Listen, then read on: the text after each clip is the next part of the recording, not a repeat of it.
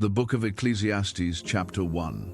When the son of David was king in Jerusalem, he was known to be very wise, and he said, "Nothing makes sense. Everything is nonsense. I have seen it all. Nothing makes sense. What is there to show for all of our hard work here on this earth? People come and people go, but still the world never changes.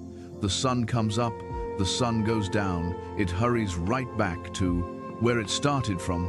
The wind blows south, the wind blows north, round and round. It blows over and over again.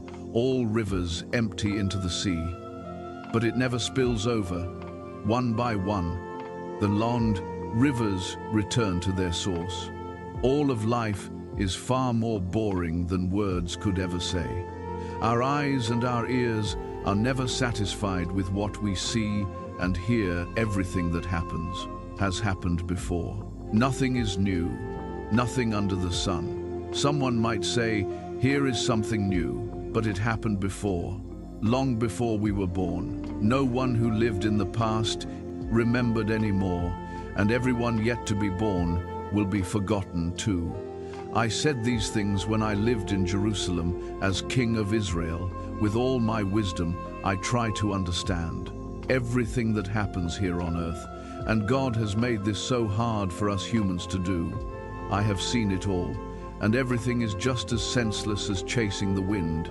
If something is crooked, it can't be made straight. If something isn't there, it can't be counted.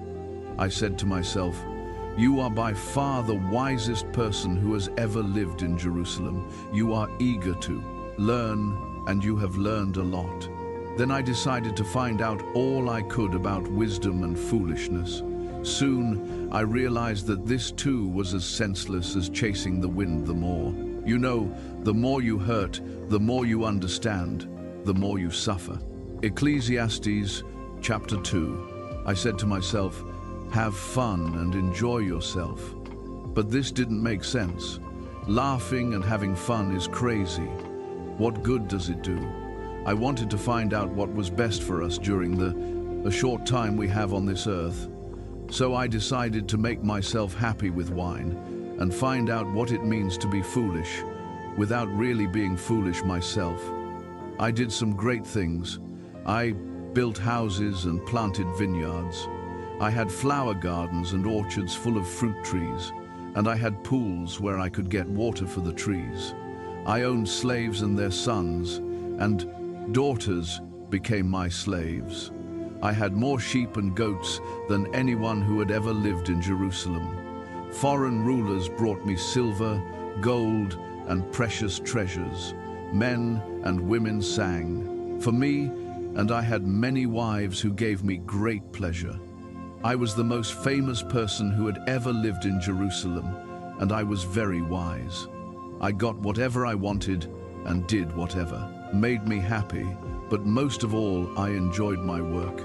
Then I thought about everything I had done, including the hard work, and it was simply chasing the wind. Nothing on earth is worth the trouble. I asked myself, what can the next king do that I haven't done? Then I decided to compare wisdom with foolishness and stupidity, and I discovered that wisdom is better than foolishness. Just as light is better than darkness, wisdom is like having two good eyes. Foolishness leaves you in the dark, but wise or foolish, we all end up the same. Finally, I said to myself, being wise got me nowhere. The same thing will happen to me that happens to fools. Nothing makes sense, wise or foolish.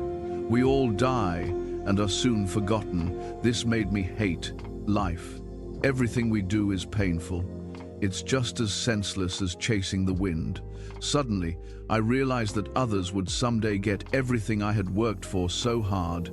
Then I started hating it all. Who knows if those people will be sensible or stupid? Either way, they will own everything I have earned. By hard work and wisdom, it doesn't make sense, I thought about all my hard work, and I felt depressed when we use our wisdom, knowledge, and skill to get what we own. Why do we have to leave it to someone who didn't work for it?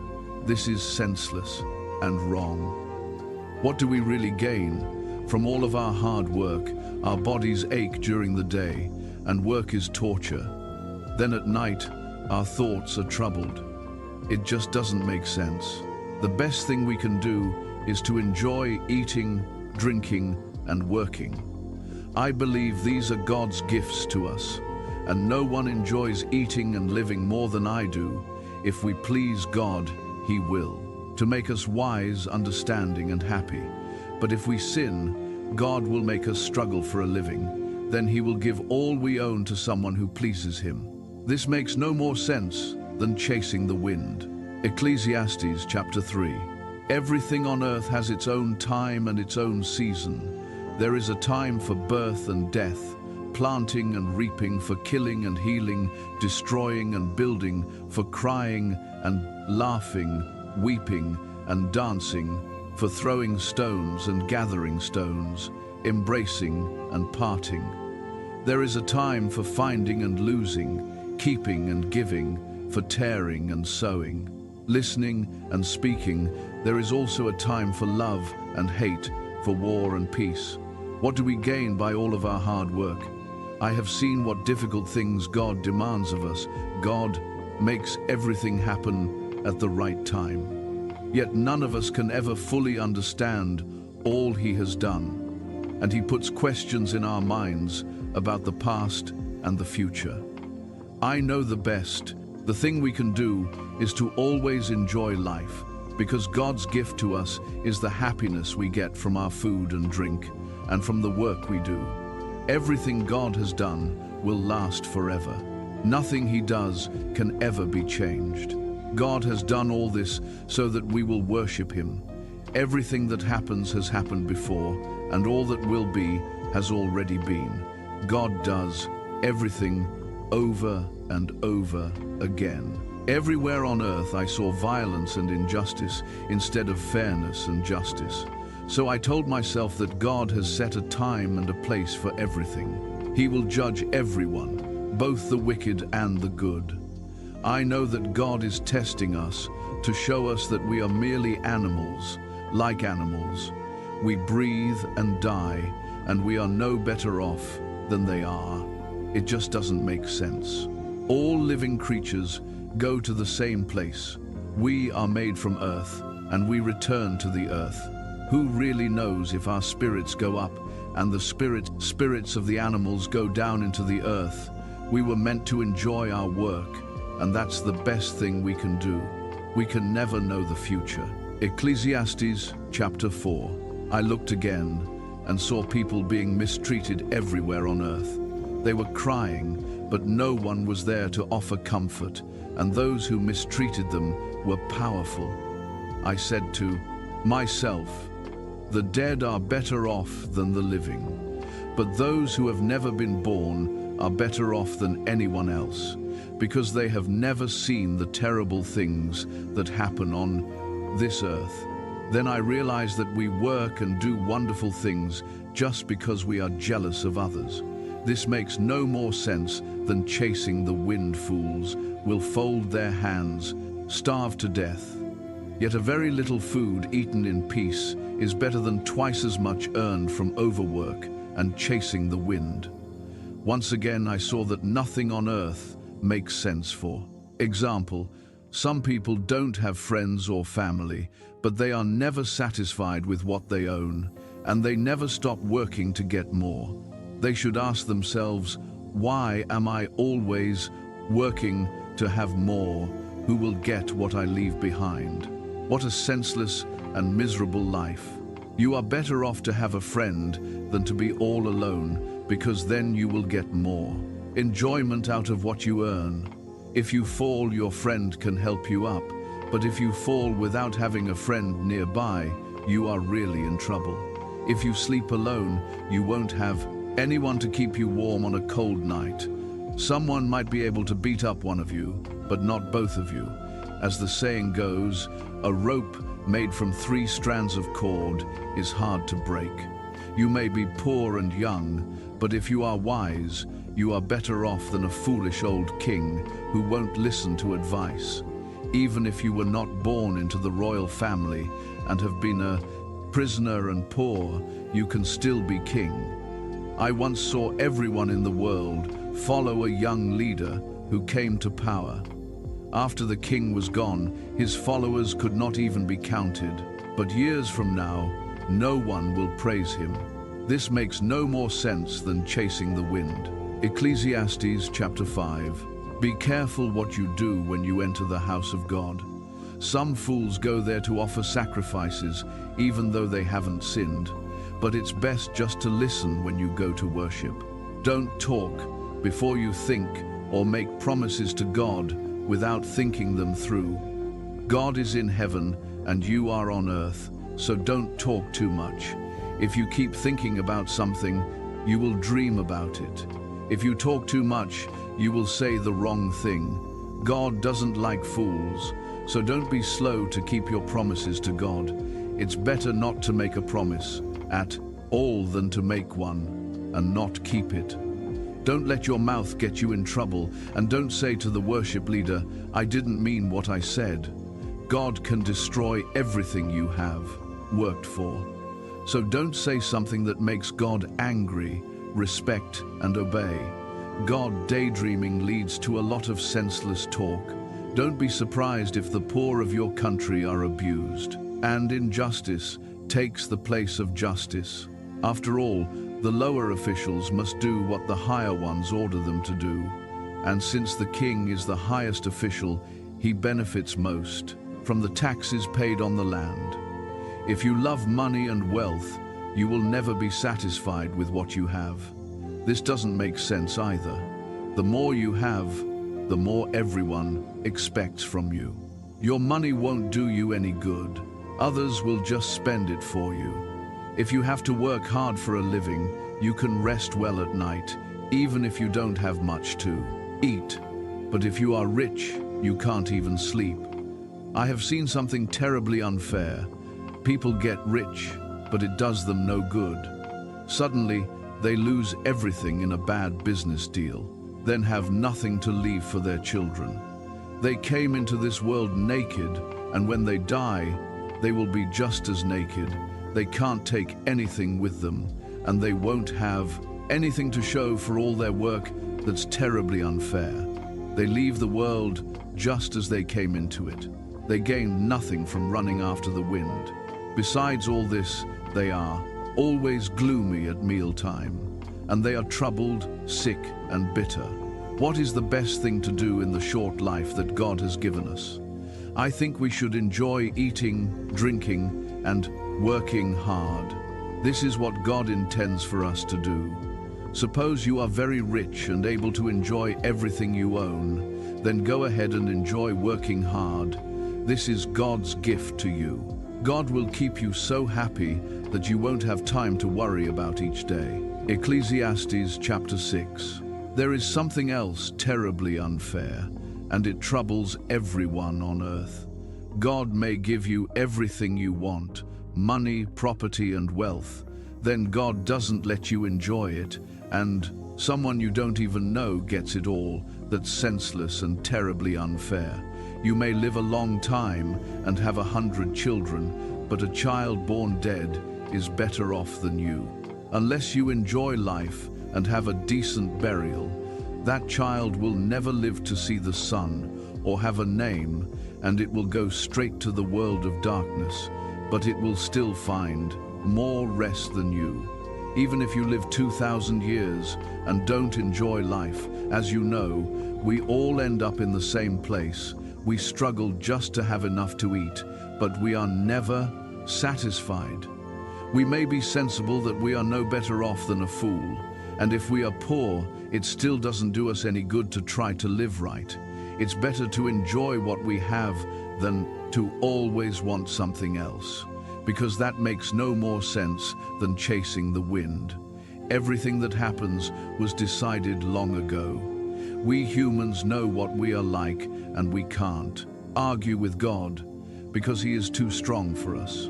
The more we talk, the less sense we make. So what good does it do to talk? Life is short and meaningless, and it fades away like a shadow. Who knows what is best for us? Who knows what will happen after we are gone? Ecclesiastes chapter 7. A good reputation at the time of death is better than loving care at the time of birth. It's better to go to a funeral than to attend a feast. Funerals remind us that we all must die. Choose sorrow over laughter, because a sad face may hide a happy heart.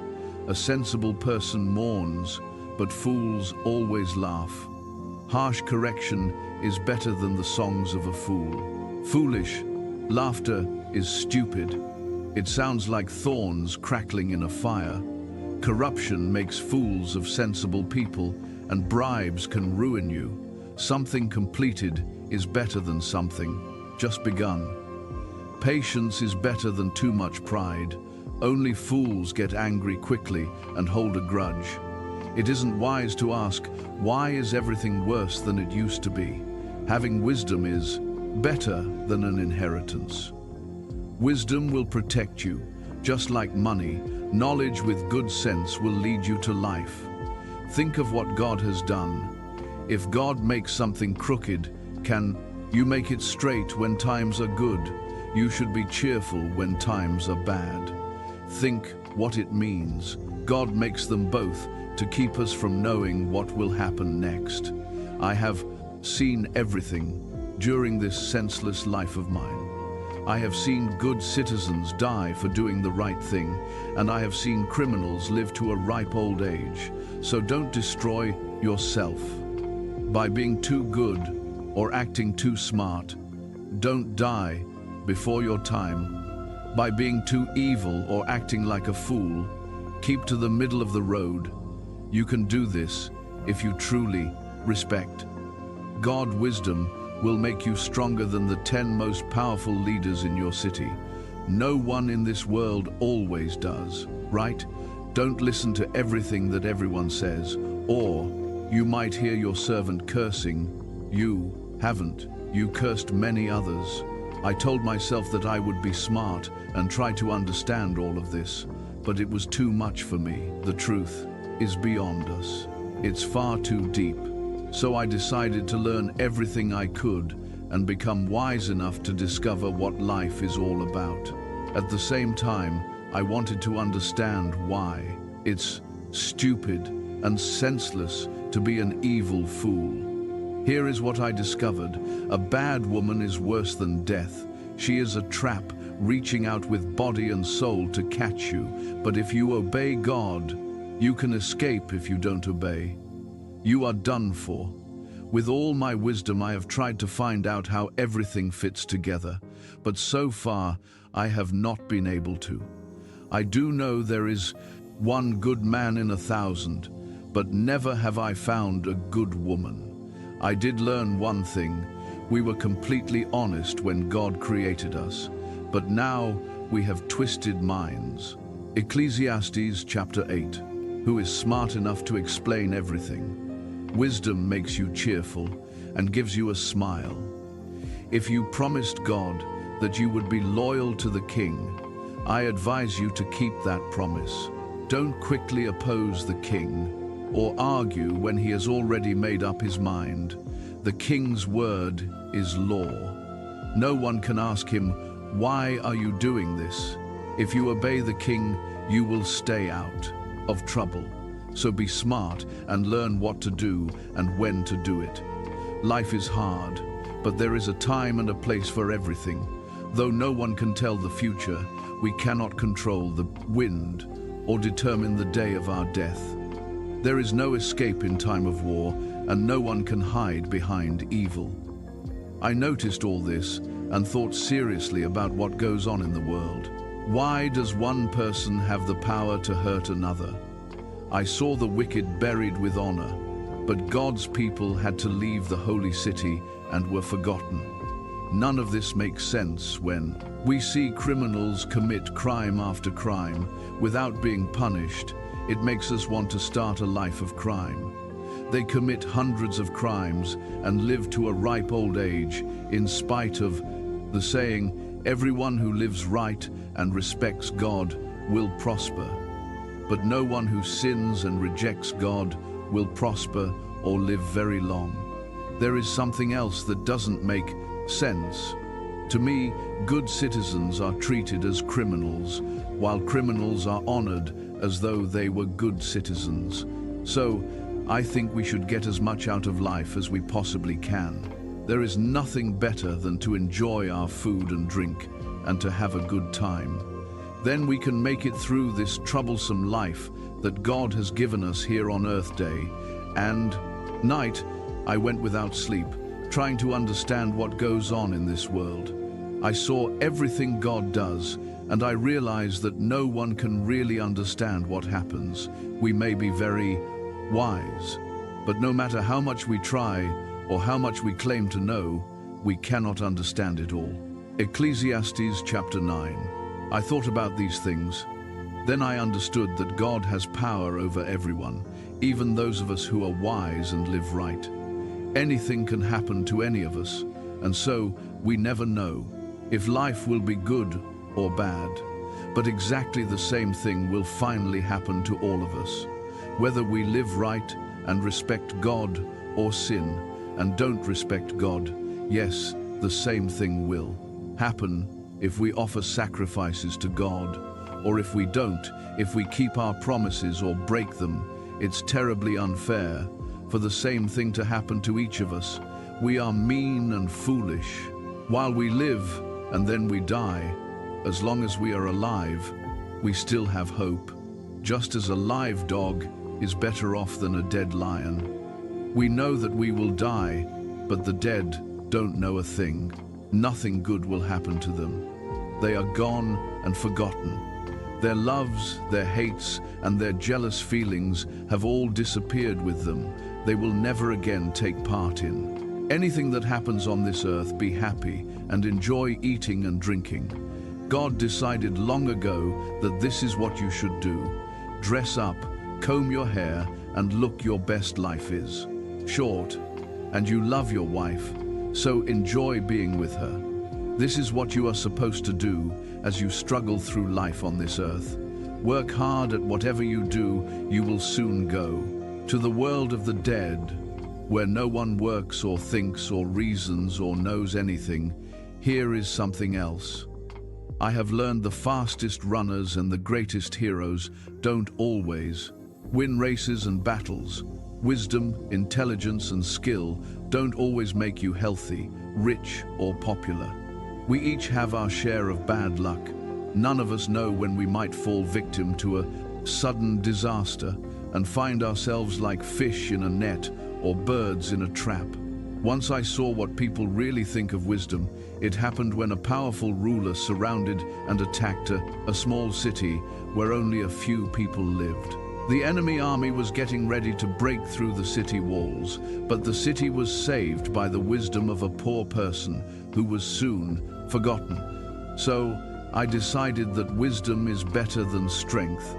Yet, if you are poor, no one pays any attention to you, no matter how smart you are. Words of wisdom, spoken softly, make much more sense than the shouts of a ruler to a crowd of fools. Wisdom is more powerful than weapons, yet one mistake can destroy all the good you have done. Ecclesiastes chapter 10. A few dead flies in perfume make all of it stink, and a little foolishness outweighs a lot of wisdom. Sensible thoughts lead you to do right. Foolish thoughts lead you to do wrong. Fools show their stupidity by the way they live. It's easy to see they have no sense. Don't give up your job when your boss gets angry. If you stay calm, you'll be forgiven some. Things rulers do are terribly unfair. They honor fools, but dishonor the rich. They let slaves ride on horses, but force slave owners to walk. If you dig a pit, you might fall in. If you break down a wall, a snake might bite you. You could even get hurt by chiseling a stone or chopping a log. If you don't sharpen your axe, it'll be harder to walk and smart. You'll know what to do. The power to charm a snake does you no good if it bites you anyway. If you talk sensibly, you will have friends. If you talk foolishly, you will destroy yourself. Fools begin with nonsense, and their stupid chatter ends with disaster. They never tire of talking, but none of us really know what the future will bring. Fools wear to themselves out. They don't know enough to find their way home. A country is in for trouble when its ruler is childish and its leaders party all day long, but a nation will prosper when its ruler is mature and its leaders don't party too much. Some people are too lazy to fix a leaky roof. Then the house falls in eating and drinking, make you feel happy, and bribes can buy everything you need. Don't even think about cursing the king. Don't curse the rich, not even in secret. A little bird might hear and tell everything. Ecclesiastes chapter 11. To be generous, and someday you will be rewarded. Share what you have with 7 or 8 others, because you never know when disaster may strike. Rain clouds always bring rain trees. Always stay wherever they fall.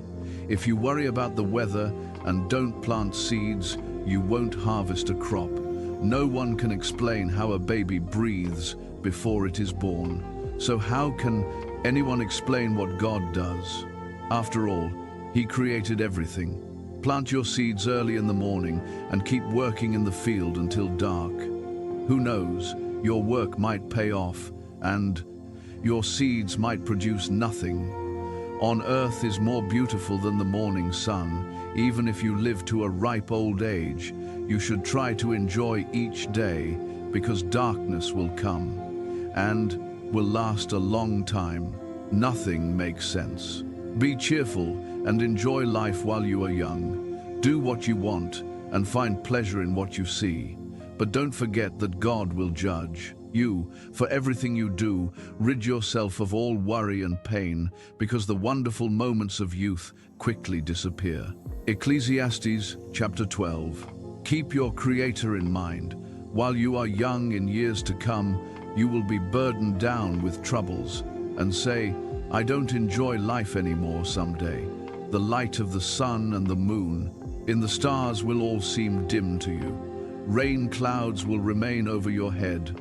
Your body will grow feeble, your teeth will decay, and your eyesight fail. The noisy grinding of grain will be shut out by your deaf ears. But even the song of a bird will keep you awake.